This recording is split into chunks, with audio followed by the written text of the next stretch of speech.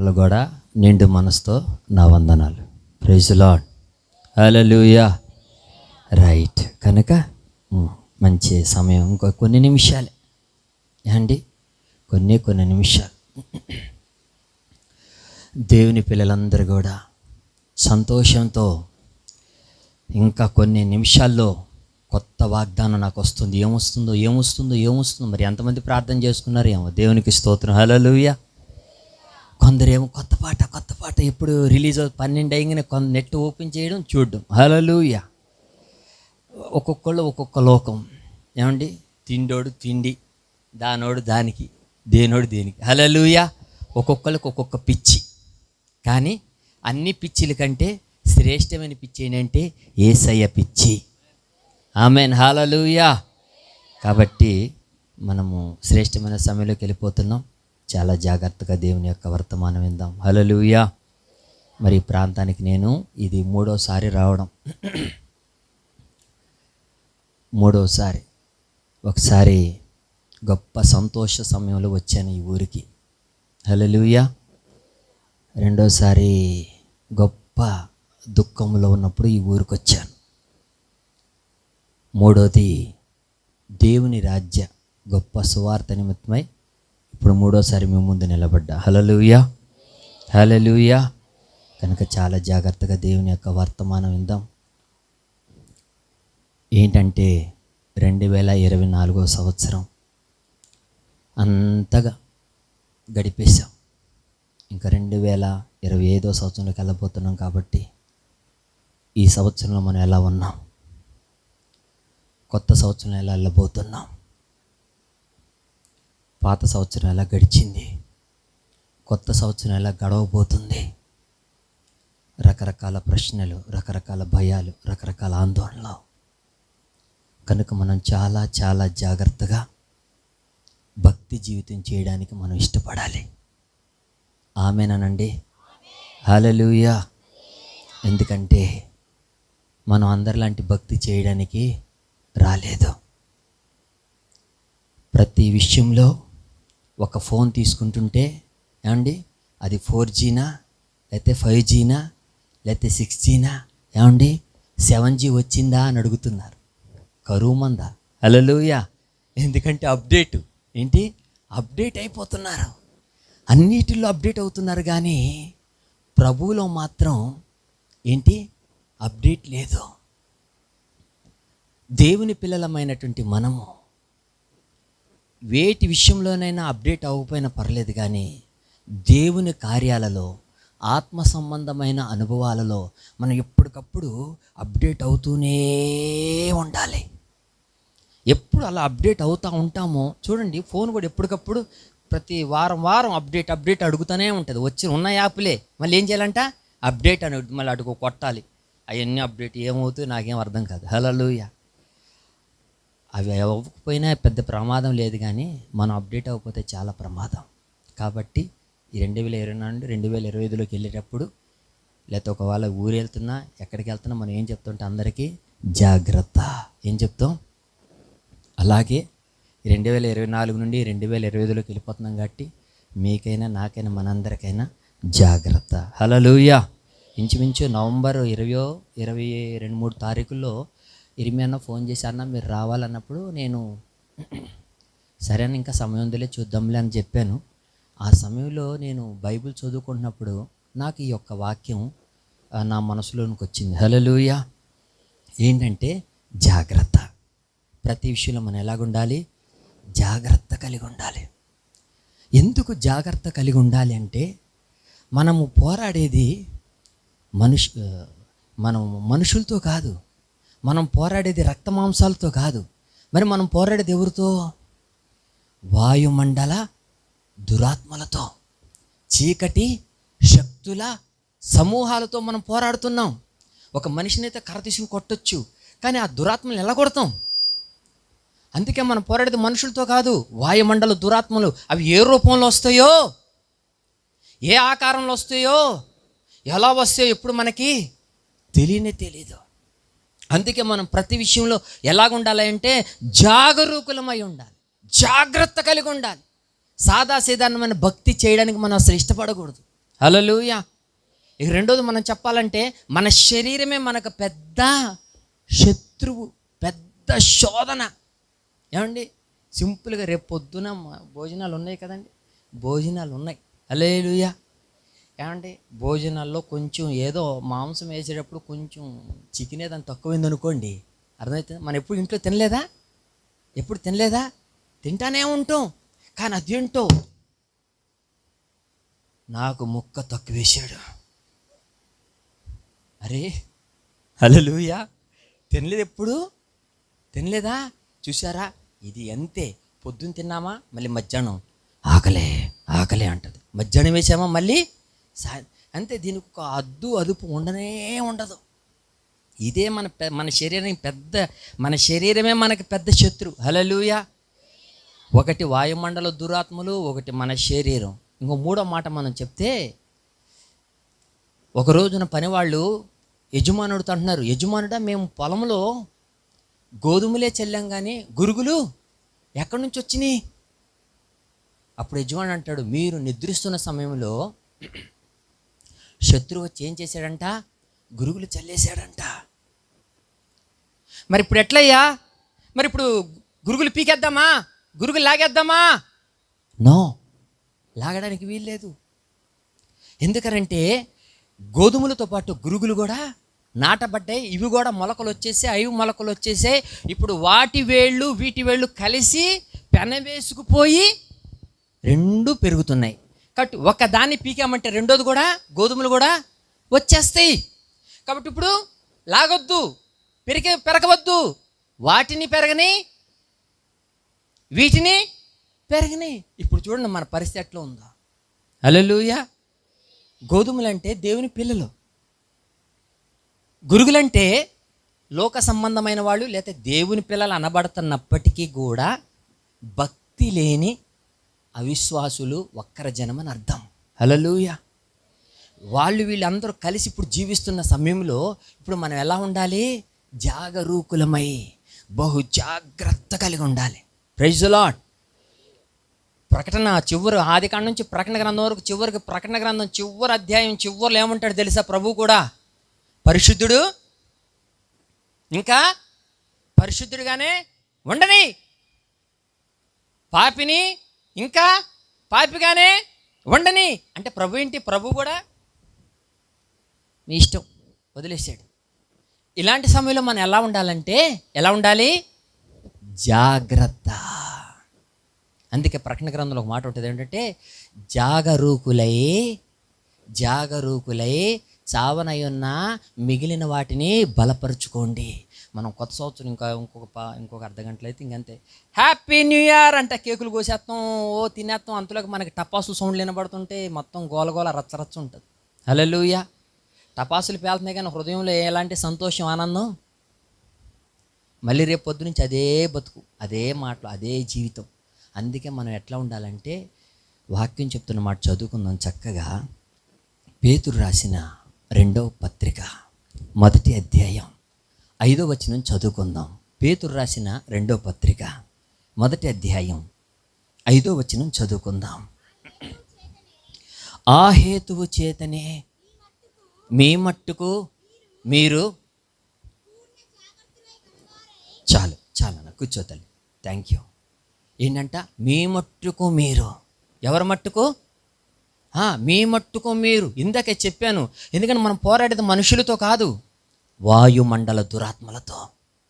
రెండోది, ఎవరో శరీరం మీద కాదు. ఎవరి శరీరం?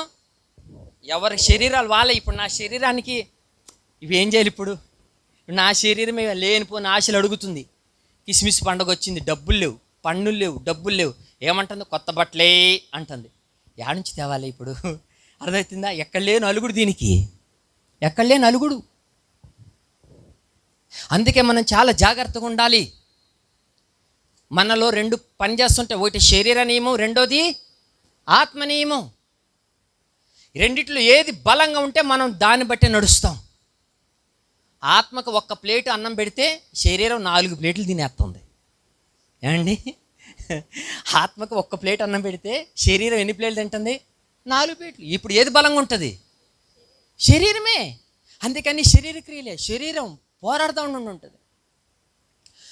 ఒక అర్ధగంట ప్రార్థన చేస్తే టైం చూసుకున్నాం, అర్ధగంట ప్రార్థన, అదే ఫోన్ ఇట్లా టచ్ చేసుకుంటా చూసుకుంటా గంట అయినా కూడా మనకు అసలే 5 నిమిషాలు. ఎందుకని? మనలో ఏ నియమం? శరీర నియమం. మన శరీరం మనకి శత్రువు. ఓ పక్క సైతాన్ శత్రువులు, ఓ పక్క ఏమో గురుగులు కూడా వచ్చి చల్లబడ్డాయి. ప్రభువు కూడా పరిశుద్ధులు కూడా పాపి కొండే నేను వచ్చినప్పుడు చూసుకున్నా అంటున్నాడు. కాబట్టి ఇవన్నీ మన మైండ్లో పెట్టుకుని మనం ఎలా ఉండాలంటే, మీ మట్టుకు మీరు ఏ జాగ్రత్త?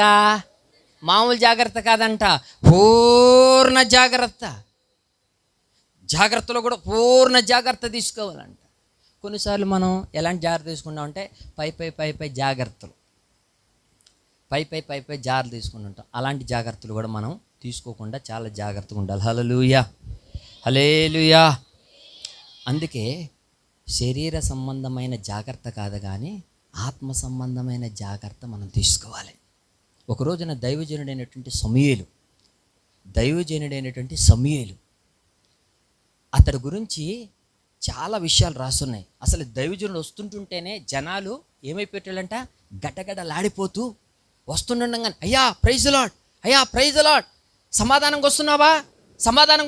ఎందుకంటే దైవజనుడు వస్తుంటుంటేనే ఊరు వాడ షేక్ గడగడలాడిపోయేటోళ్ళు. ఎందుకంటే ఆయన వస్తున్నాడంటే తప్పనిసరిగా ఏదో ఒక వర్తమానం తెస్తున్నాడు.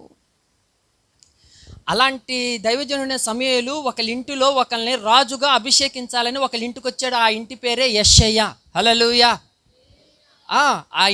వాళ్ళ ఇంటికి వచ్చాడు, అభిషేకించడానికి వచ్చాడు. చాలా జాగ్రత్తగా వినండి. ఎందుకంటే మనం పై రూపాన్ని చూస్తే ఏమైపోతాం? మోసపోతాం. అందుకే పై భక్తి, పై ఆరాధన, పై ఆత్మీయత కాదు. తెల్ల బట్టలు వేసుకున్నంత మాత్రాన మనం పరిశుద్ధులము కాదు. హల్లెలూయా. ఉండాల్సింది క్లాతులు కాదు, మన హృదయంలో అంతరంగంలో తెలుపు ఉండాలి. Praise Lord. కాబట్టి మనం ఎప్పుడు మనం ఏం చేస్తామంటే దీని మీద చిన్న మరక పడితే చాలు ఎంతో ప్రాణం వెళ్ళాడిపోద్ది. అమ్మో గంజి పెట్టుకున్నా, అమ్మో పింక్ కూడా పెట్టుకున్నా అంటే దీని మీద చిన్న టీ మరక పెడితే ప్రాణం అల్లాడిపోతుంది. ప్రభు అంటాడు, ఓ పిచ్చోడా పిచ్చామా, చీర మీద డ్రెస్ మీద ఇంత టీ మరక పడితే ఫీల్ అయిపోతున్నావే, నీ లోపలంతా పెద్ద మరకే ఉంది. దేవునికి స్తోత్రం. హల్లెలూయా, హల్లెలూయా. అందుకే ఇలాంటి మరకలన్నీ ఈ 2024లోనూ కడుక్కుని కొత్త సంవత్సరం అడుగు పెడదాం. మళ్ళీ ఇదే కంపు, ఇదే పాత, ఇదే రోత, లేకపోతే ఇదే వద్దు. మనం మార్చబడాలి. రోజుకి మన ఆత్మీయత అప్డేట్ అవ్వాలి. రోజుకి ఆత్మీయత ఎదుగుదల రావాలి. మోడు బారిన జీవితం లాగానో, లేకపోతే ముళ్ళ కంపల్లో పడిన విత్తనాలు లాగానో, బండ మీద పడిన విత్తనాలు లాగానో, లేకపోతే త్రో పక్కన పడిన విత్తనాలు లాగానో మన భక్తి జీవితం ఉండకూడదు.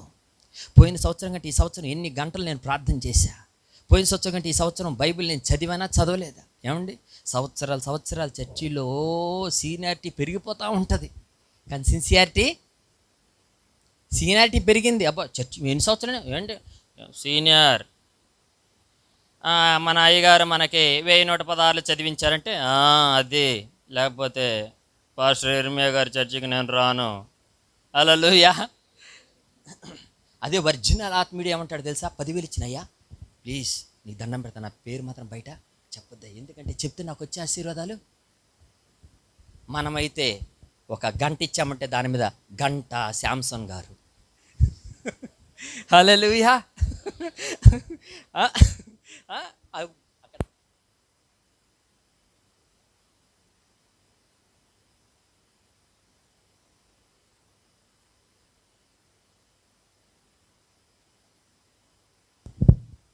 ఎదుగుదల లేని వాళ్ళు. హల్లెలూయా. ఇది సత్యమా కాదా? సత్యం, 100% సత్యం. కానీ మనలో ఉన్న ఆ స్వభావం అనేది అంటే తగ్గించుకోదు. ఎందుకంటే మనలో జాగ్రత్త లేదు కాబట్టి. దైవజనుడు సమూయేలు ఆ ఇంటికి వచ్చాడు, అభిషేకించడానికి వచ్చి నిజంగా ఏమండి దేవుడు మీ ఇంట్లో అభిషేకించమన్నాడు అని అనగానే వాళ్ళ నాన్న చూడండి ఎట్లా చేశారు, చూడండి ఎంత తెలివిగానే, పెద్దోడా అన్నాడు. వాడు ఏం మీసలు తిప్పుకుంటా కండలు ఎరగ తీసుకుంటా వాడు ఇట్లా వస్తుంటే చూడండి, దైవజనుడు కూడా మోసపోయాడు. దైవజనుడు కూడా వాడు అవతారం చూసి అబ్బా కండలు బాగున్నాయి, రాజుకి వీడే హైట్ సూపర్ బాగున్నాడు వీడే చూడండి అంటే దైవజనుడు కూడా మోసపోయేంతగా వాడు మోసం చేశాడు. టోటల్గా వాళ్ళే కాదు, వాళ్ళ నాన్న కూడా దైవజనుని ఏం చేశాడు? మోసం చేశాడు. వెంటనే దైవజనుడికి ఇంకా ఆగట్లా, అమ్మో ఏం దొరికాడా, పోయిపోతున్నాడు. దేవుడు ఆపా, ఏమైంది? నీ దర్శనం ఏమైంది? నీ ప్రకటన, నీ ప్రత్యక్షత ఏమైంది? ఏంటి ప్రభువా, వీడు కాదా? వీడు కాదు. అదేంటి సూపర్గా ఉన్నాడు ప్రభువా. పిచ్చోడ, నేను పై రూపాన్ని లక్ష్య పెట్టను, అంతరంగాన్ని చూస్తాను. బాబు యెషయా గారు ఇంకెవరు ఉన్నారా? ఇంకోడు ఉన్నాడు. వాడిని చూసి మళ్ళీ పోయిపోయాడు. దేవుడు తిట్టాడు. మొత్తం అట్లా 7 అయిపోయారు. చివరికి దేవుడు ఎవరు కాదంటే ఇంకెవరున్నారా? హల్లెలూయా. ఉన్నాళ్ళే ఒకడు పనికిరానాడు, గొర్రెలు కాసుకుంటా ఉన్నాడు. సరే ఎవరో ఒక నాలుగు పిలిపించిన ఆయన వస్తూ ఉన్నాడు. హల్లెలూయా, హల్లెలూయా. దేవుడు చెప్తున్నాడు, నేను కోరుకున్నవాడు ఇతడే. Praise the Lord. హల్లెలూయా.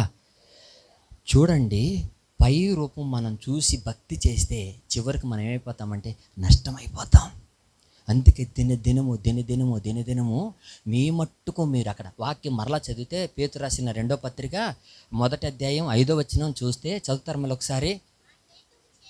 ఆ హేతువు చేతనే ఏమంటాడు చూడండి, మీ మట్టుకు మీరు, ఇంకోళ్ళ మట్టుకు కాదు. అందుకే దావీదు మహారాజు ఏమంటాడు తెలుసా? దావీదు మహారాజుకు బోళ్ళు మంది భార్యలు, బోళ్ళు మంది పిల్లలు, పెద్ద ఫ్యామిలీ. ఏమండి, నేను నా ఇంటి వారు అన్నాడు? అనలేదు. ఏమంటున్నాడు? నేనైతే నా దేవుని మందిరంలో పచ్చని ఒలి. ఎందుకంటే వీళ్ళందరితో పెట్టుకుంటే నేను ముందుకి పోలేను. అందుకే ఇక్కడ వాక్యం కూడా అంటుంది, మీ మట్టుకు మీరు పూర్ణ జాగ్రత్త కలవారై. దేవునికి స్తోత్రం. హల్లెలూయా, హల్లెలూయా. అందుకే మనం చాలా జాగ్రత్తగా ఉండాలి. తొందరపడి పై రూపం చూసేసి మన అజ్ఞానాన్ని అడగకూడదు. జాగ్రత్తగా ఉండాలి. ఒక రోజున దావీదు మహారాజుకి మందిరం కట్టాలని తెగ ఆశ, లోపల కోరిక వచ్చేస్తూ ఉంది. ఏం చేయాలో అర్థం కావట్లేదు. దైవజనుడు పిలిచాడు. దైవజనుడా మందిరం కట్టాలనుకుంటున్నానయ్యా అన్నాడు. ఆ దైవజనుడు కూడా ఆలోచించాడు. పొద్దున్నెగితే కీర్తనల మీద కీర్తనలు రాస్తానే ఉంటాడు, పొద్దునుంచి తెగేదాకా పాడతానే ఉంటాడు. ఇతడు మంచి భక్తుడు కాబట్టి మందిరం కట్టిన తప్పేం లేదులే. రాజా, నువ్వు చేయి ఉద్దేశించినంత మంచిదే కదా, మందిరం కట్టడమే కదా, కట్టు చెప్పాడు. ఇంటికి వెళ్ళిపోయాడు. రాత్రి టైం అయింది. ఇక 12-1 గంట టైంలో దేవుని స్వరం వినపడుతుంది.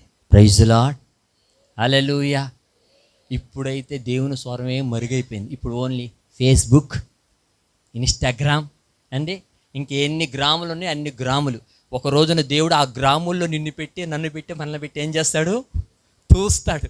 అందుకని ఆ గ్రాముల జోలికి వెళ్ళకండి. హల్లెలూయా. మొత్తానికి పాస్టర్ గారు పడుకుంటే దేవుడు పిలిచాడు, నానా సేవకుడా. చిత్తం ప్రభువా. ఏంటి ఏదో మాట్లాడుకున్నారు, మందిరం కట్టానన్నాడయ్యా, కట్టేయమని చెప్పా. నేను నీకు చెప్పానా? అంటే భక్తుడు కదా, ప్రార్థన పరుడు కదా, ఆత్మీయుడు కదా, అభిషిక్తుడు కదా, మీరు కోరుకున్నవాడు కదా. నేను కోరుకున్నా కానీ అతడి చేతులు ఎలాగున్నాయి? రక్తంతో ఉన్నాయి. అతడు మందిరం కట్టడానికి వీలు చెప్పు. ఏం చేయాలో అర్థం కాల. ముందుకెళ్తే గొయ్యి, వెనక్కి వెళ్తే నుయ్యి. ఓరు నాయన, నిన్నేం చెప్పేశాను. ఆయన అన్నీ సిద్ధపడిపోతున్నట్టున్నాడు. పొద్దున్నే వెళ్ళాడు. పాస్టర్ గారు ప్రైజ్ లేదు, ఏంటి వచ్చారు? అదే మరి రాత్రి దేవుడు మాట్లాడాడు. ఏం మాట్లాడాడు? మీరు మందిరం కట్టొద్దంట. హల్లెలూయా, హల్లెలూయా. అందుకే మన ఆత్మీయ జీవితంలో పై రూపాన్ని చూడడం కాదు కానీ రోజుకి ప్రార్థనలో, వాక్యంలో, అభిషేకంలో, భక్తిలో ఎదుగుతూ మనం ఎలాగుండాలంటే రోజుకి ఒక పూర్ణ జాగ్రత్తలోనికి మనం వెళ్ళడం నేర్చుకోవాలి. ప్రకటన గ్రంథం 3వ అధ్యాయం 2వ వచనం చదువుకుందాం. ప్రకటన గ్రంథం 3వ అధ్యాయం 2వ వచనం త్వరగా చదువుకుందాం.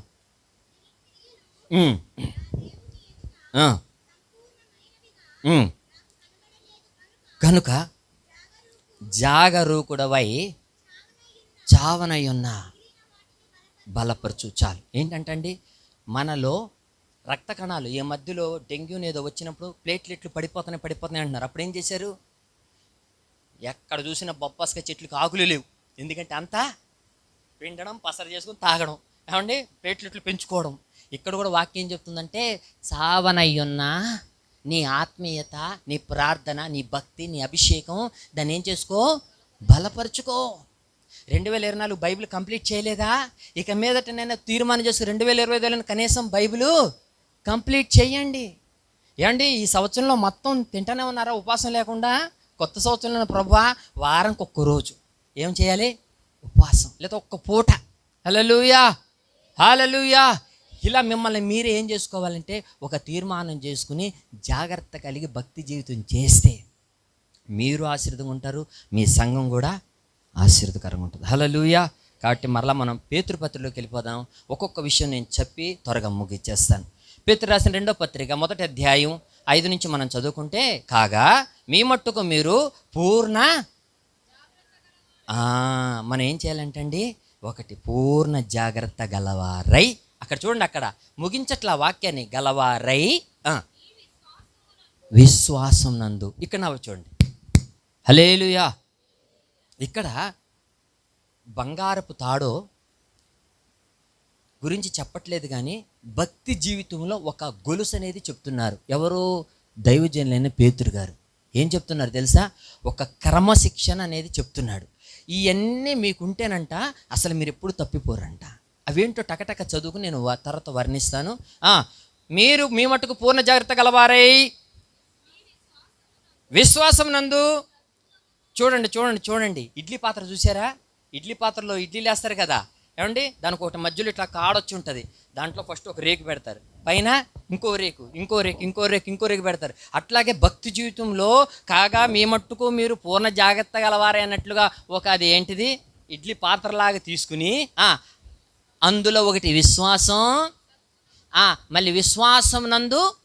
బాగా చదవాలి, విశ్వాసం నందు అంటే ఇగో చూడండి, బాగా చూడండి, ఇదిగోండి విశ్వాసం ఉందా? విశ్వాసం నందు లింక్ అనమాట, లింకు. ఒకదానికొకటి విడిపోవడానికి లేదు. విశ్వాసం నందు దాంట్లో విశ్వాసాన్ని ఉప్పదీసి చూస్తే ఏముండాలి? ఫస్ట్ పూర్ణ జాగ్రత్త ఉండాలంట. దాన్ని ఉప్పదీసి చూస్తే లోపల ఏముండాలి? విశ్వాసం ఉండాలంట. మళ్ళీ విశ్వాసాన్ని ఉప్పదీసి చూస్తే ఏముండాలి? సద్గుణం ఉండాలంట. విశ్వాసం నందు సద్గుణమును, సద్గుణమునందు జ్ఞానమును. మళ్ళీ సద్గుణాన్ని ఓపెన్ చేసి అందులో ఏం కనపడాలంట? జ్ఞానం. కొంచెం విషయాలు కొంచెం జాగ్రత్తగా వినండి, కొంచెం మీకేం గలిబిలిగా ఉండదు, కానీ వర్ణిస్తా. సద్గుణమునందు జ్ఞానమును. మళ్ళీ జ్ఞానంలో ఏముండాలంటండి? ఆశా నిగ్రహమును. ఆశా నిగ్రహమునందు సహనమును, భక్తిని, భక్తి యందు సహోదర ప్రేమను, సహోదర ప్రేమ యందు దయను అమర్చుకోండి. చాలు. ఇడ్లీ పాత్రలు ఎట్ట ఒక్కొక్కటి అమరుస్తామో ఇవన్నీ మనం అమర్చుకోవాలంట. అర్థమవుతుందా? ఈ కొన్ని విషయాలు నేను చక్క చెప్పేసి ముగిచ్చేస్తా. ఫస్ట్ జాగ్రత్త. ఎందుకు జాగ్రత్త అంటే మనం పోరాడేది మనుషులతో కాదు కాబట్టి చాలా జాగ్రత్తగా ఉండాలి. అర్థమవుతుందా? ఎవరు అపవాది ఏ రూపంలో వస్తుందో తెలియదు. అర్థమవుతుందా? కాబట్టి మన మనుష్యుల ఆలోచన చొప్పున కాకుండా దేవుని ఆలోచన చొప్పున నడవాలి. ఎందుకంటే ఇందాక చెప్పాను, దైవజనులు సైతం కూడా ఏమైపోయారు? మోసపోయారు. ఎవరు? మామూలు దైవజనుడా? సమూయేలు మామూలు దైవజనుడా? అతడు ప్రార్థన చేస్తే యుద్ధం కూడా చేయలే. దేవుడు ఆకాశం నుంచి పిడుగులు మెరుపులు కురిపించి శత్రువులను తారుమారు చేశాడంట. హల్లెలూయా. సమూయేలు ఉన్న దినముల్లో అంటే శత్రువు తలెత్తలేదంట. ఎందుకంటే దేవుని హస్తం శత్రువుల మీద ఎలా ఉందంట? భారంగా ఉందంట. ఎలాగుంది? నొక్కేస్తుందంట. ఇట్లా దేవుని హస్తం శత్రువులను నొక్కేస్తుందంట. ఎవరున్న దినాల్లో? సమూయేలు. అలాంటి సమూయేలును కూడా వాళ్ళు ఏం చేశారు? ఫ్యామిలీ మోసం చేసింది. 7 వచ్చారు. ఏమండి? భక్తి ఇంట్లో ప్రేయర్ కూటం అని చెప్పాం. ఉపవాస ప్రార్థన అన్నప్పుడు ఇంట్లో ఒకరిని వదిలేస్తారా? చూడు, వాళ్ళు వదిలేసేసి వీళ్ళ మట్టికి వీళ్ళు పెద్ద పరిశుద్ధుల్లాగా, వీళ్ళు పెద్ద ఆత్మీయుల్లాగా. దేవుడు చెప్పాడు, మా తెలిసేవా మీ భక్తి ఇంకోడు ఉన్నాడు, వాడిని పిలిపించి అసలుడు వాడు. హల్లెలూయా. అందుకే జాగ్రత్త కలవారే దాని నుండి ఏముండాలంట? విశ్వాసమును. చూడండి ప్రియులారా, విశ్వాసం లేకుండా దేవునికి ఇష్టులయ్యుండుట అసాధ్యం. అసలు విశ్వాసం అంటే ఏంటి? విశ్వాసం అంటే బలం తెచ్చుకోవడం. విశ్వాసం గలవారు బలపడతారు, అనేకుల్ని బలపరుస్తారు. బాగా వినాలి. విశ్వాసం గలవారు బలంగా ఉంటారు, అనేకుల్ని బలపరుస్తారు. మనం నిజంగా విశ్వాసులమైతే మనం ఏం చేయాలి తెలుసా? బలపడాలి, అనేకుల్ని బలపరచాలి తప్ప బలహీనపరచకూడదు. దేవునికి స్తోత్రం. హల్లెలూయా. ఒక రోజున యేసుప్రభు వారు ఏమండి లాజరు చనిపోయాడు కాబట్టి మనం అందరం లేపుదాం పదండి అన్నాడు. ఎవరితో? శిష్యులందరితో. హల్లెలూయా. శిష్యులందరూ వెళ్తున్నారు. వాళ్ళతో పాటు ఒకడు ఉన్నాడు, ఏం పేరు? అబ్బా ఎవరమ్మా చెప్పారు, మంచి తల్లి, తోమ. ఏంటి? తోమని తోమాలి. హల్లెలూయా. ఏమంటాడు తెలుసా? అందరితో పాటు వెళ్తా, పోదాం పదండి మనం కూడా లాజర్తో పాటు సర్దాం. ఉంది, బైబిల్లో ఉంది ఆ మాట. మీరు చదివారు లేదే కానీ దేవునికి స్తోత్రం. ఏంటంట అయ్యా, ఆ మాట క్లియర్గా ఉంటుంది. తోమ అంటాడు అందరితో పాటు వెళ్తా, మనం కూడా వెళ్ళి లాజర్తో పాటు సర్దాం పద. ఎంత అవిశ్వాసమో అయ్యా. మాకు యేసుప్రభు ప్రత్యక్షమేడు, రూమ్ వేసిన తలుపులు వేసినట్టే ఉన్నాయి, యేసుప్రభు వచ్చాడు మాతో మాట్లాడాడు, ఉప్పు చేప మొక్కలు కూడా తిన్నాడు అంటే నేను నమ్మను. ఆయన డొక్కలో ఏలు పెట్టి చూస్తే తప్ప నేను నమ్మను. చూడండి, ఇట్లాంటి వాళ్ళు ఉంటారు.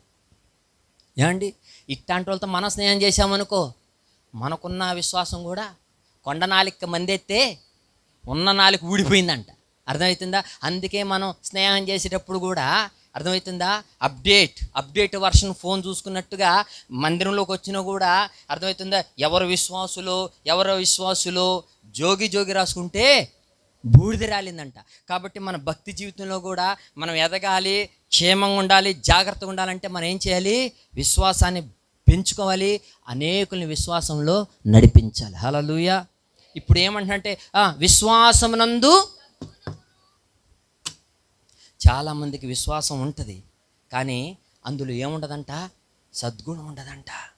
ఇది కూడా చాలా జాగ్రత్తగా ఉండాలి ప్రియులారా.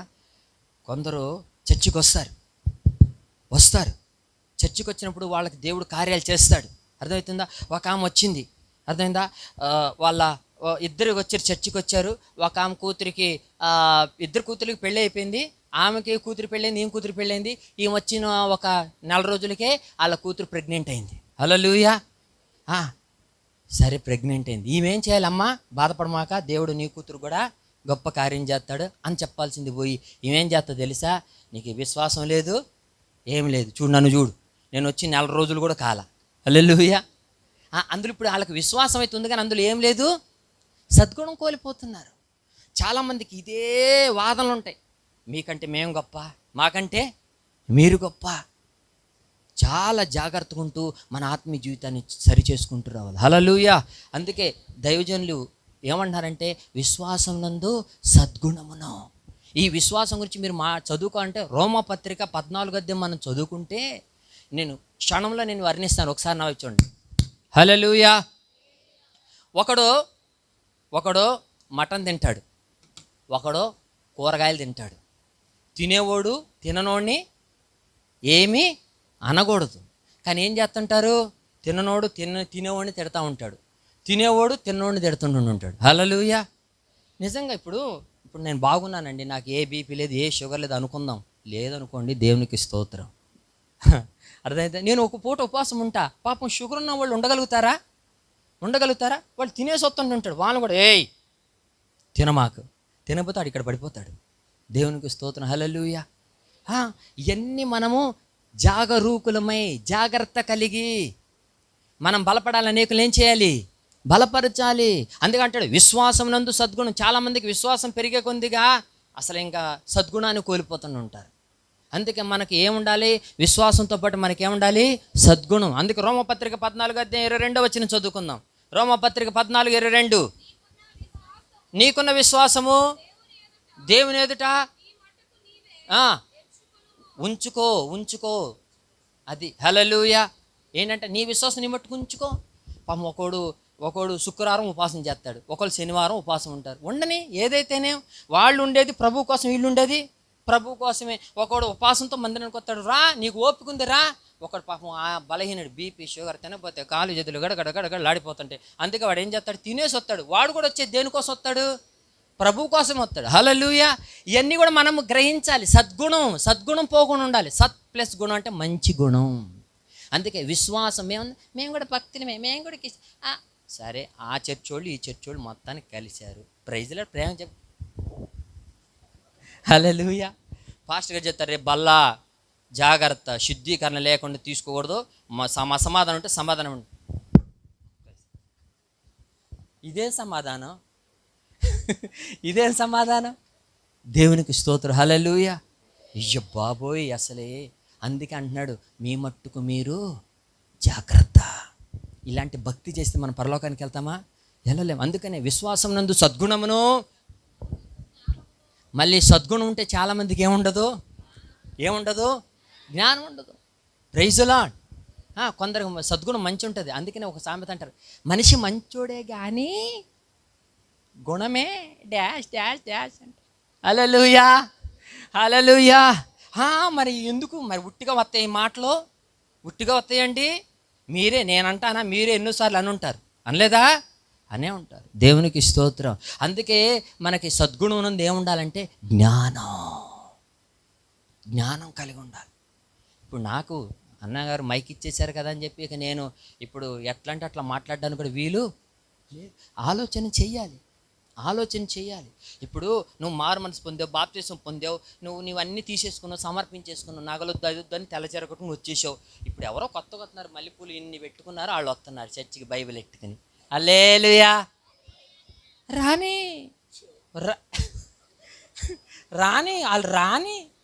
వాళ్ళు రాని లోపలికి వస్తే అప్పుడు పాస్టర్ గారు పట్టుకుని వాళ్ళకి దుమ్ము దులిపి మెల్లగా వాళ్ళకున్న అన్ని ఒలిపించి, అర్థమవుతుందా, స్తోత్రం చెల్లింతుము ఆయన పడుకుంటాడు. అరే మీరు రాకముందే బయట పాడేస్తే వాళ్ళు ఇంకొస్తారు చర్చికి. అమ్మా మీ చర్చికి మేము రాం, తెల్లబట్టలు అంట అవి ఉండకూడదంటే మేము ఎందుకు వస్తాం? అరే అందుకే ఒకరిని కొట్టేటప్పుడు ఎట్లా కొట్టాలి? కట్టేసి కొట్టాలి. బాగా చెప్పారు పాస్టర్. ఎట్లా కొట్టాలి? కట్టకుండా కొడితే ఉంటారా? అదే జ్ఞానం. మేము కూడా సువార్త చెప్తాం, వీళ్ళు సువార్త ఉన్న సంఘాన్ని కూడా ఖాళీ చేసేస్తారు. హల్లెలూయా. సరే ఏమండి, నువ్వు సీనియరు, చర్చిలో పాత, రోజు నీ ప్లేస్లో కూర్చుంటున్నావు, వేరే వాళ్ళు వచ్చి కూర్చున్నారు, వెనక్కి ఏమైద్ది? నా ప్లేసు అర్థమైందా? సరే ఏమండి, పేర్లు చదివేటప్పుడు ఏదో నీ పేరు మిస్ అయ్యి క్యాలెండర్లో నీ పేరు చదవలా, అయిపోయింది, మూతి తిరిగిపోద్ది పక్షవాతం వచ్చిన వాళ్ళలాగా. హల్లెలూయా. ఎట్లా ఏది నీ జ్ఞానం ఏది? అందుకే జాగరూకులపై జాగ్రత్త. భక్తి జీవితం ఎందుకు మళ్ళీ 2020 వెళ్ళినా కూడా అదే బతుకనుకో వృధా.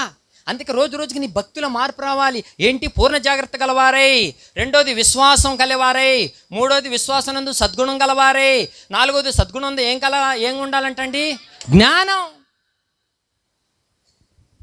అక్కడ మనిషిని అర్థం చేసుకోవాలి. ఆ మనిషి పరిస్థితి ఏంటి, అదేంటి, ఇదేంటి అని మనం అర్థం చేసుకోవాలి. వాళ్ళ స్థితి ఏంటి, వాళ్ళ బలహీనత ఏంటి. నిజంగా జ్ఞానం కలిగిన వాళ్ళు ఆలోచిస్తారు, వాళ్ళ కెపాసిటీ ఎంత, వాళ్ళ పవర్ ఎంత. అర్థమవుతుందా? డాక్టర్ దగ్గరికి వెళ్తే డాక్టర్ చెప్తాడండి, చిన్నపిల్లలకి 5 ml మందు వేయండి అంటారు, పెద్దోళ్ళకి ఇంకొంచెం మందు పెంచని అంటారు, ఇంకా పెద్దోళ్ళు ఇంకా మందు పెంచని అంటారు. హల్లెలూయా. నేను అన్నది ఆ మందు కాదు, సూదులు.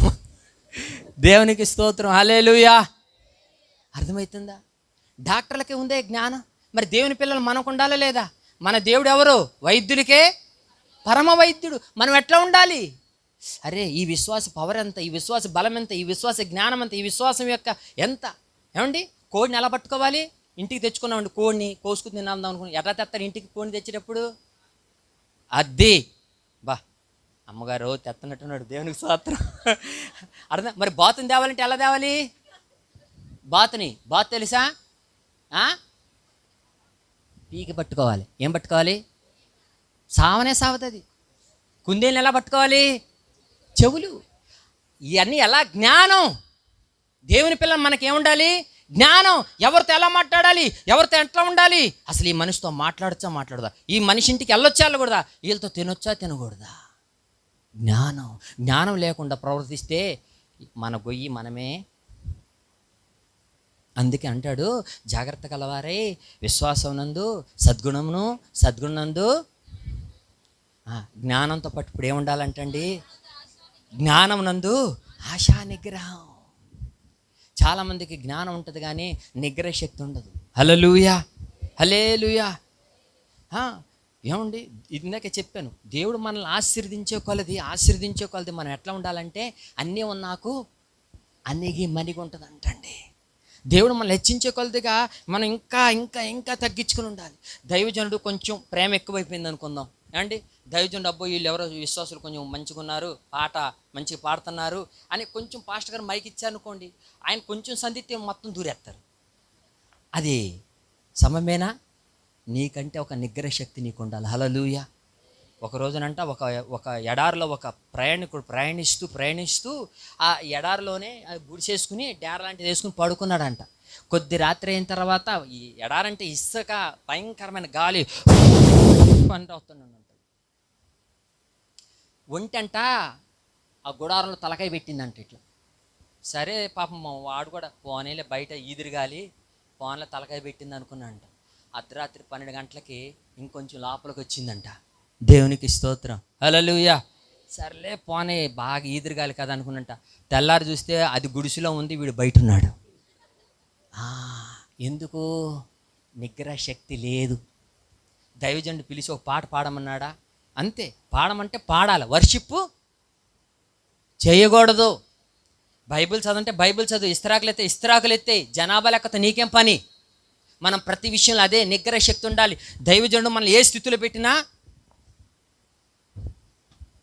టెన్షన్, హల్లెలూయా, మన హద్దులో మనము ఉండాలా.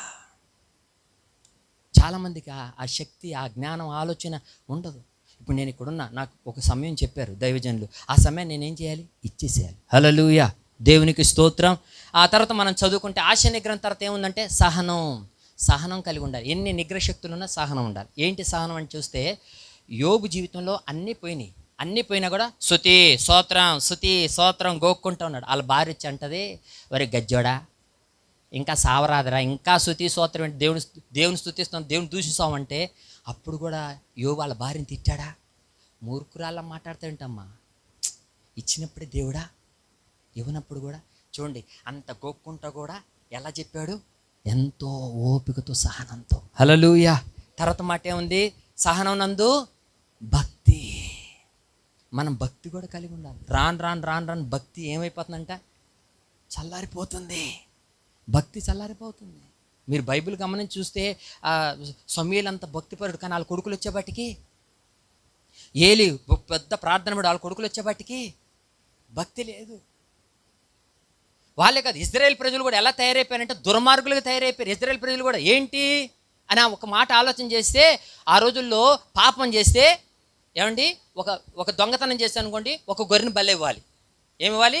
ఒక గొర్రెని బలి ఇవ్వాలి. వెంటనే పాపం చేశాడు కాబట్టి ఒక గొర్రెని తెచ్చి పాస్టర్ గారికి ఇచ్చాడు. పాస్టర్ గారు కోస్తా ఉన్నాడు. వీడంటాడు, తొందరగా కోయండి పాస్టర్ గారు, నాకు ఇంకా దొంగతనాలు చాలా ఉన్నాయి అంటున్నాడు. ఓరే, నువ్వు ఎందుకు వచ్చావురా?